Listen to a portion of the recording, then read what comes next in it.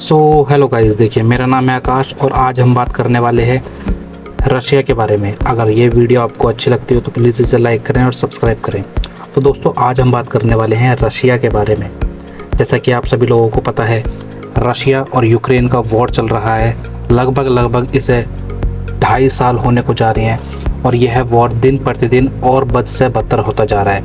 जैसा कि हम सभी लोग जानते हैं, रशिया पूरी दुनिया में सबसे बड़ा क्षेत्रफल रखता है। उसी के साथ यूक्रेन एक छोटा सा देश है रशिया के सामने। और अभी हाल ही में देखा जा रहा है कि यूक्रेन अपनी सेना को लेकर रशिया के अंदर एंटर कर रहा है।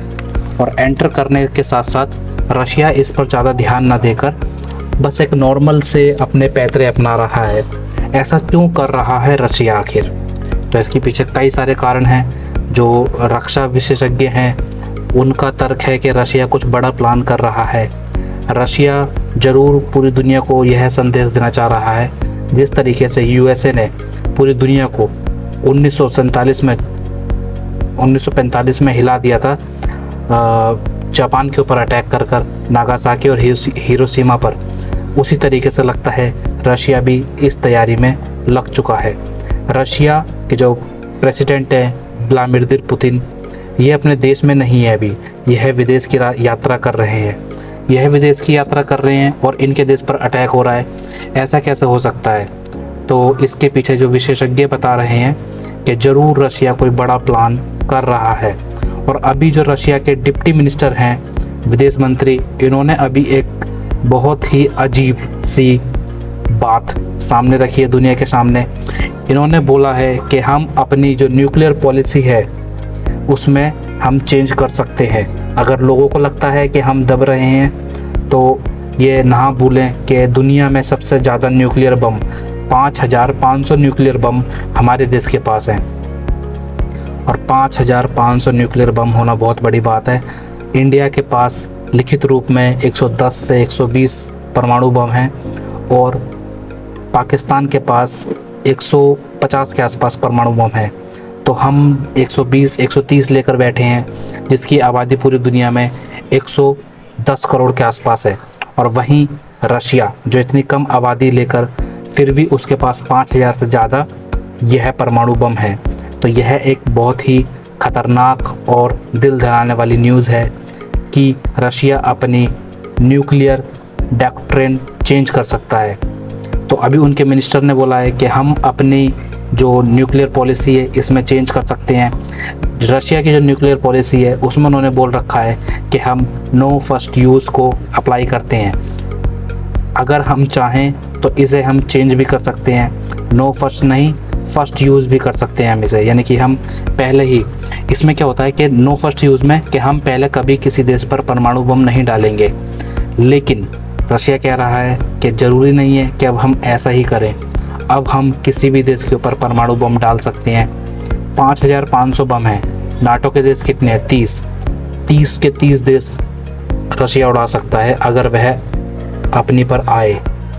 तो यह बहुत ख़तरनाक न्यूज़ है।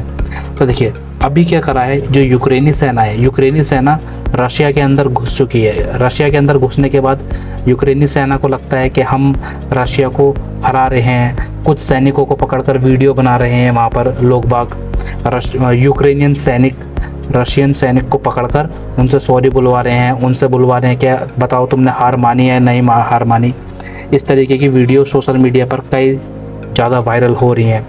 1000 स्क्वायर किलोमीटर के एरिया में यूक्रेनियन सेना रशिया के अंदर पहुंच चुकी है। उनका कहना है कि हम बफर जोन बना रहे हैं। 30 किलोमीटर, अगर हम बात करें कि किलोमीटर में, तो 30 किलोमीटर तक अंदर तक रशिया यूक्रेन की सेना अंदर घुस चुकी है। सोचिए, जिस रशिया को इतनी महाशक्ति के रूप में जाना जाता है उसके अंदर यूक्रेन 30 किलोमीटर तक घुस गया। क्या यह नहीं लगता कि यह इसके पीछे रशिया की कोई चाल है? तो रशिया की चाल है ज़रूर ही इसके पीछे। और अभी नहीं, 3 महीने 6 महीने बाद रशिया ज़रूर कुछ ना कुछ बड़ा करेगा। यह जानबूझकर लगता है कि पुतिन ने ऐसा करा है, ऐसा करवा रहे हैं।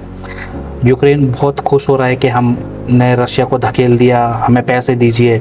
नाटो के पास गया है अभी यूक्रेन कह रहा है कि हमें F-16 जो हमारा फाइटर जेट है हमें प्लीज़ इसे प्रोवाइड कराइए।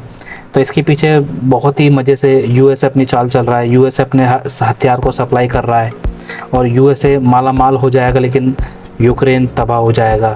रशिया इसकी तैयारी कई सालों पहले से कर चुका है कि वह उसे इस पूरे एरिया पर अपना कब्जाना है। अगर कोई नाटो का देश उसके नज़दीक आता है तो रशिया बिल्कुल भी बर्दाश्त नहीं करेगा।